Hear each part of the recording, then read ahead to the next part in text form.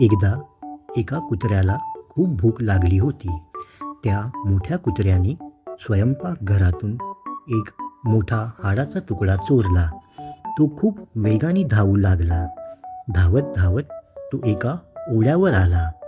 ओढ्याला एक छोटा लाकडी पूल होता.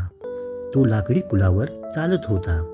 लाकडी पूल ओलांडून जात असताना त्याला खाली पाण्यात एक विचित्र दृश्य दिसले. ओढ्याचे पाणी हे एकदम स्वच्छ आणि शांत होते. पाण्यात आणखी एक हाड तोंडात असलेला त्याला दुसरा कुत्रा दिसला. खरं तर तो दुसरा कुत्रा नसून त्याचेच प्रतिबिंब होते.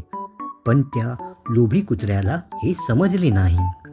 त्याला वाटले की हा एक दुसरा कुत्रा आहे आणि आपले हाडसुद्धा घेईल. त्याला पाण्यात असलेल्या कुत्र्याकडे मोठ्या हाडाचा तुकडा दिसला. कुत्र्याने विचार केला की मी याच्याकडून हा तुकडासुद्धा काढून घेतो आणि 2 तुकडे खातो. पण कुत्र्याला कळले नाही की पाण्यातील कुत्रा हे स्वतःचेच प्रतिबिंब आहे. पाण्यातील कुत्र्याच्या हाडाचा तुकडा पकडण्यासाठी त्याने आपले तोंड उघडले. त्याने आपले तोंड उघडताच त्याच्या तोंडातील तुकडा खाली पाण्यात पडला. आता त्याला पश्चाताप करण्याशिवाय काहीच नव्हते.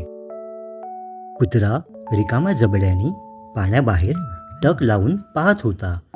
आता त्याला समजून चुकले की ही त्याचीच सावली आहे. बोध लोभ करणे हे कधीच फायद्याचे नसते. जे आपल्याकडे आहे त्यात समाधान मानावे. आणखी अशा गोष्टी ऐकण्यासाठी चॅनलला सबस्क्राईब करावे.